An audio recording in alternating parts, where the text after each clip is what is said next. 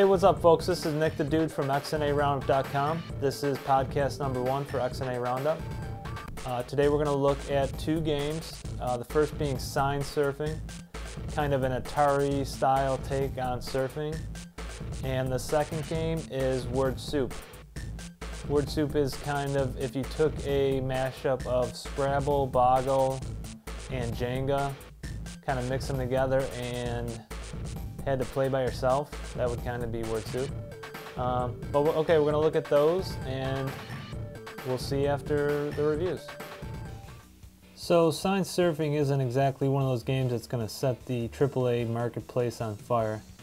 But nevertheless, it is a pretty fun game, and the graphics, although very simple, lend themselves well to this kind of game. It just kind of brings back those memories that at least I have of playing Atari and that kind of thing, and it still kind of takes its cues, you know, from more modern stuff as well. So it's interesting in that sense. As far as gameplay goes, it's pretty simple. It's basically 2 buttons and the analog stick.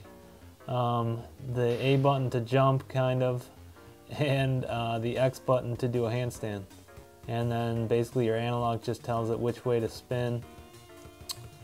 And the trick, I guess the whole trick of the game is just landing at the right angle. And the music is really fun too. You know, it kind of goes along with how well you're doing. And that's about it for Sign Surfing. Word Soup is basically a word game. It's the similar vein as Scrabble or Boggle. The basic premise of Word Soup is you get a grid of letters, and from that grid you'll have to make words from letters that connect either horizontally, vertically, or diagonally from each subsequent letter. That may sound a bit complex, but once you get in the swing of things, it's pretty simple. There are 3 game modes, the first being timed mode, where you get 5 minutes to make as many words/points as you can. The second mode is brain mode, where you level up as you make more words, and as you level up you get rewarded with more tiles, so you can basically keep playing the brain mode, assuming you keep making good words. The third mode is relax mode, where you just make words and there's no score or time limit. What this game is really lacking is any kind of multiplayer mode. Even if it wasn't Xbox Live enabled, just the ability to have 2 players at the same time or some kind of Tetris-like 2-player interface would just really take this title up several notches.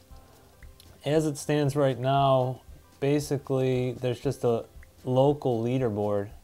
So unless you have people playing this game on your Xbox, there's really no competition involved, except against yourself, which can be fun, but it kind of gets boring after a while to just try and beat your own scores. They've got a pretty good base here for a really fun game.